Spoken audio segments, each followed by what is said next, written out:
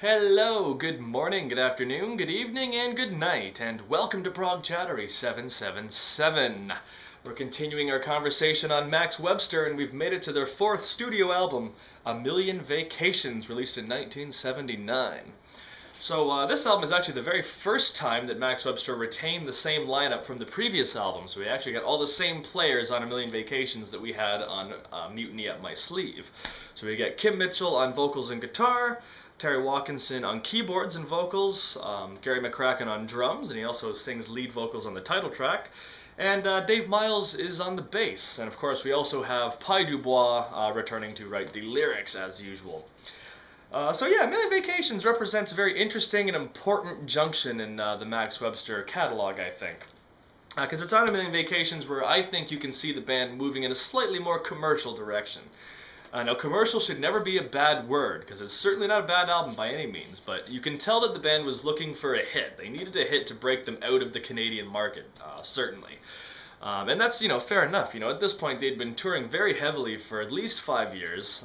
They had written 3 fantastic, innovative, ambitious, and creative albums. And they were still kind of stuck in Canada, and even though they were touring in the States, and I think it was their first UK tour and European tour was around this time. They really needed to get that breakthrough outside of the country. So the songs on this album definitely have a little more emphasis on melody and hooks and whatnot, but that's totally okay. We still have that fundamental Max Webster sound, firmly in place, which is the important thing. And we get that really, really nice balance between Kim Mitchell's guitar, Terry Watkinson's bass, and then Dave Miles and Gary McCracken hold the whole thing together. And there's still lots of the classic Max Webster quirkiness on offer here, so it's by no means a sellout album. They didn't totally sell out, but you can tell that they're looking for that hit. And the album was, quite successful in that regard. Paradise Skies from the album was a big hit here in Canada. There's 3 big hits in Canada that came from A Million Vacations. But I know Paradise Skies was a big UK hit as well. Not a big one, it was a minor hit, but for what it was essentially a small-time Canadian band at the time, it's quite that's very cool. And like I said, they did end up touring the UK, and I think they toured Europe a little bit around this time. So that's interesting. In that regard, it is a very, very successful album. And that it achieves that balance of, being commercial but not sacrificing, the things that make the band great. Also, quite notable is Terry Watkinson's contribution on this album. I think we hear more from Terry Watkinson on this album than any other Max Webster album. He gets writing credits on quite a few of the tracks. He wrote 2 of the tracks entirely, and one of them, Night Flights, is a collaboration between Watkinson and Dubois. So Terry does he gets his voice heard quite a bit on this album, which is quite nice. He sings on those 2 tracks, which is quite cool. And the fact that the drummer, Gary McCracken, sings the title track is very, very interesting as well. It's the only time that he got to sing a lead vocal. But I've always thought that's kind of cool. And Gary McCracken got a co-writing credit for the title track as well, which is quite interesting. But going back to Terry Watkinson, it's very interesting that he ended up leaving the band not too long after they toured this album a little bit, which I find very strange because he has such an influence on this album, and the tracks that he contributes on this are among the best on the album. So it's hard to say what his motivations for leaving were. The band was certainly under a lot of pressure, and as I kind of hinted at in some of my other Max Webster videos, there was a bit of some controversy with the record company, and that they were investing more with Rush, and they were kind of neglecting Max Webster at the time. So that may have had a lot to do with why Mr. Watkinson chose to leave after this album. But bottom line is, you really get to hear a lot of Terry Watkinson's best contributions to Max Webster can be heard on A Million Vacations, I think. But yeah, let's dissect the tracks, shall we? So, side A opens with Paradise Skies. This is the big hit. Probably Max Webster's biggest hit, I would say. Still heard on the radio all the time here in Canada. I'm not really sure what the scoop is at other parts of the world, but it's a pretty good song. It's not among their best. I wouldn't say that Paradise Skies is as good as any of the great songs on any of the other albums. It's not quite as good as something like Here Among the Cats, or The Party, or Distressed, or Beyond the Moon. Certainly not any of those tracks. But it's good, and it has that accessibility factor. There's lots of cool little hooks, that little guitar line. So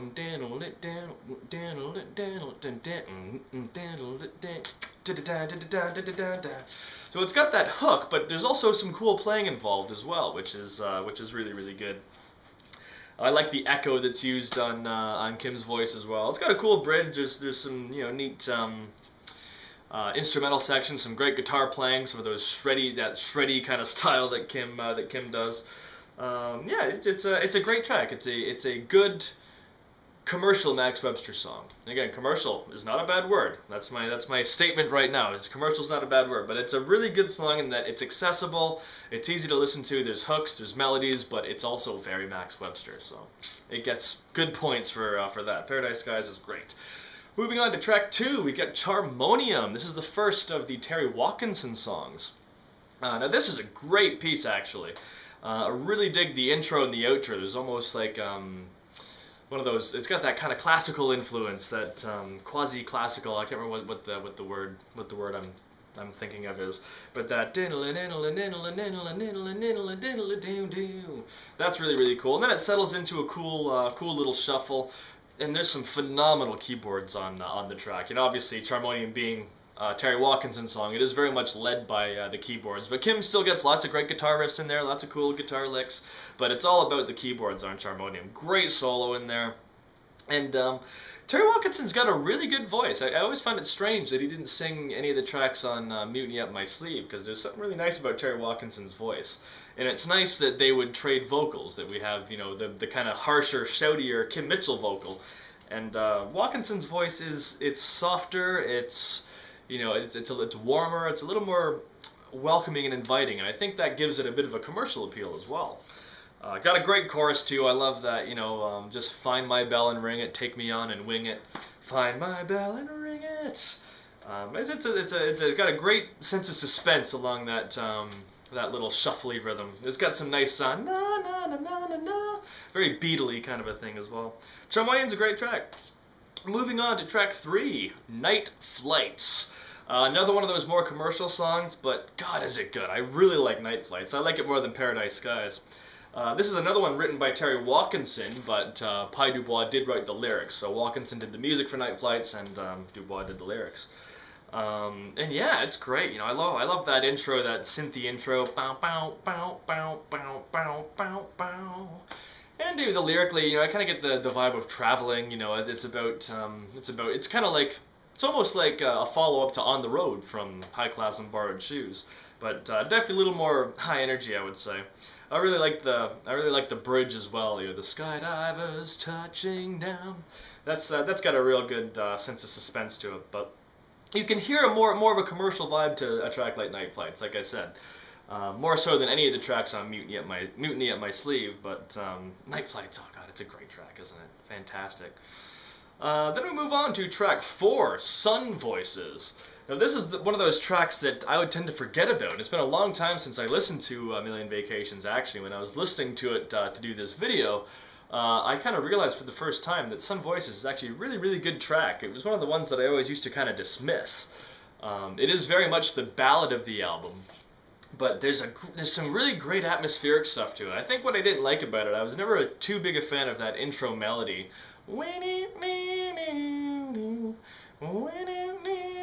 I wasn't too big a fan of that, and it's a slide guitar, a Hawaiian guitar, or something like that. Or no, I think it's the synthesizer actually that does that kind of really high pitched, whiny kind of a thing.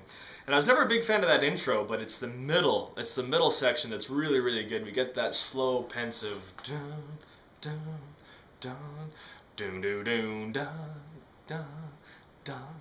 I think that's just sublime actually, and it's one of the great Max Webster ballads. It effectively replaces the acoustic song. There was always a certain acoustical element to a lot of the Max Webster songs, but there's no acoustic on it. There might be some in the background, but it is an electric ballad for all intents and purposes. So yeah, even though I'm not a big fan of the intro, it's a great track. And it goes seamlessly into track 5, which is Moon Voices. The other Moon track, so it's the 4th Moon track that got released. There's Coming Off the Moon, In Context of the Moon, Beyond the Moon, and Moon Voices. There's always been that moon obsession with Max Webster. But anyway, Moon Voice is an instrumental track, and yeah, it's a pretty cool thing, written entirely by Kim Mitchell. It does have a certain sort of nocturnal vibe to it. It's not as crazy as anything that Rush did, but as an instrumental, it kind of makes a little more sense than Hawaii does. Hawaii, of course, being from Mutiny at My Sleeve. Hawaii is a great little intro to Beyond the Moon, but as an instrumental itself, it's kind of weird. It's too quirky almost. But Moon Voices fits really nicely, and it is the whole band. It's not just acoustic. We do get a full band kind of a performance. So it's cool, and it wraps up the first side quite nice. Then we flip the record over, and the second side is where we get some of the more typical Max material. A little less commercial. There's a couple of more commercial songs on it, but the traditional, quirky, weird, crazy Max stuff is mainly on side 2. But yeah, side 2 opens with the title track, A Million Vacations. Like I said, this was actually sung by Gary McCracken, the drummer. And he wrote the music as well. The writing credit is McCracken and Dubois, so I assume Dubois wrote the lyrics and McCracken wrote the song.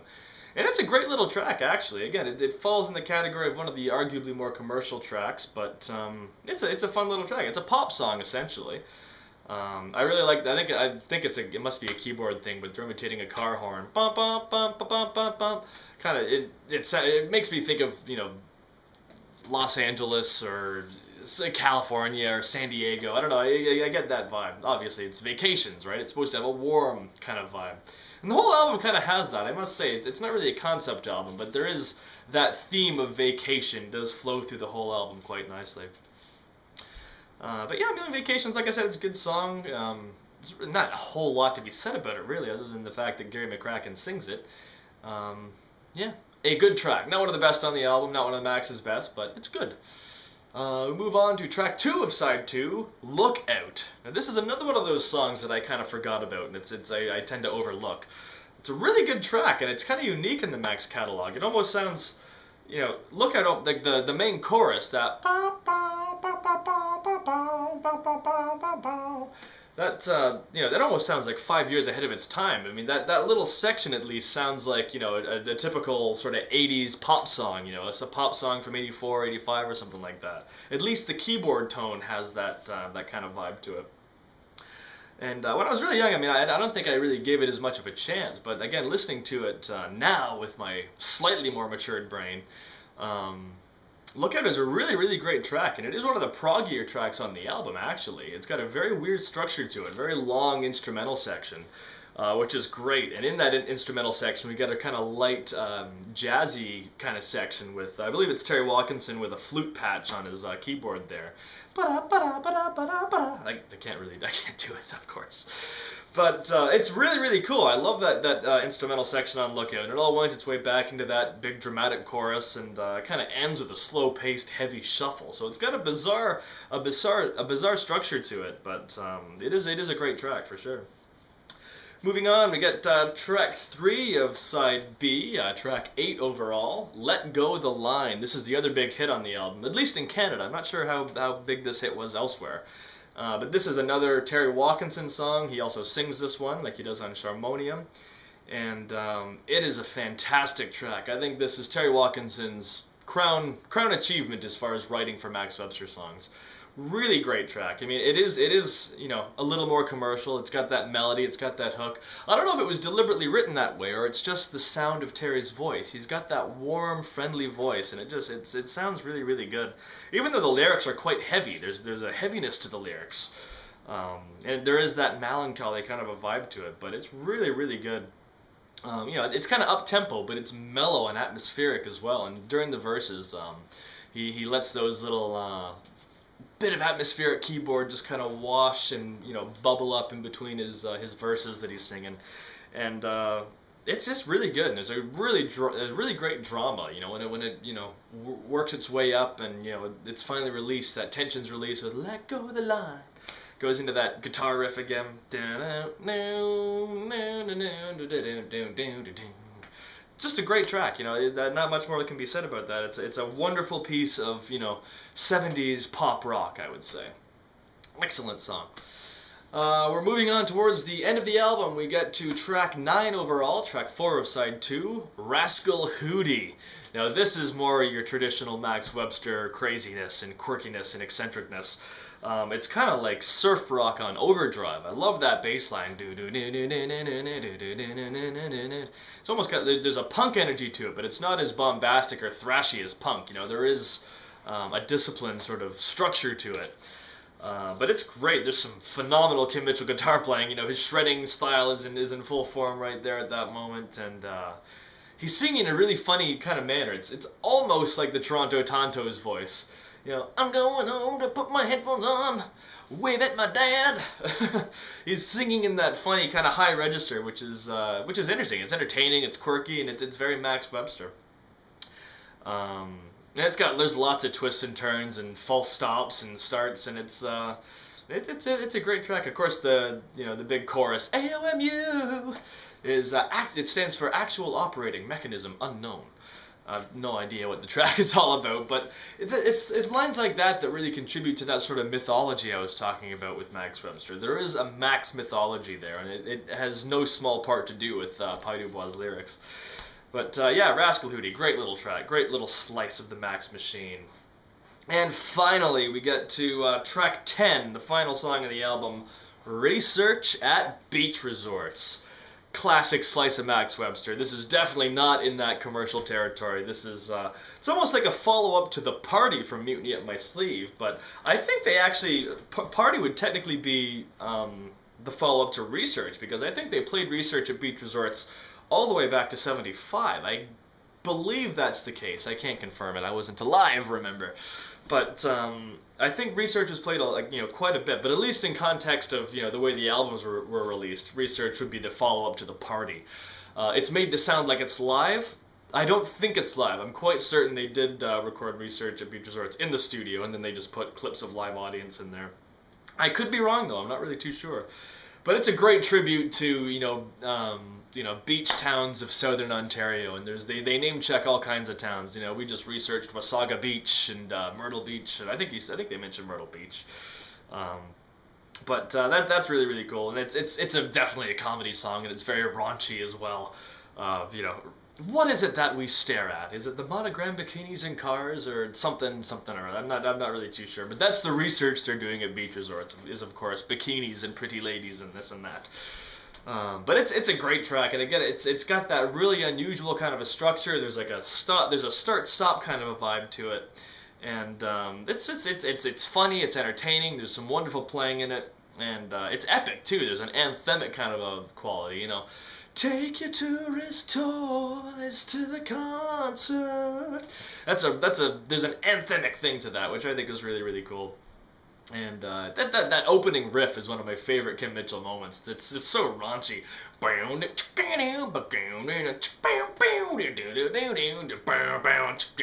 It's a great little moment right there. And like I said, I like the way that the verse is almost kind of, there's like a false start, and it goes here, there, and everywhere. And again, that's another Frank Zappa trait, I think, which is obviously quite prevalent in the Max Webster thing. But yeah, Rascal Houdi and Research at the very end, really, if anyone did have a problem with the more commercial sound, I personally don't. I think all the songs on here are quite good. But Rascal Houdi and Research are really the two kind of classic, off-the-wall, crazy Max songs on here.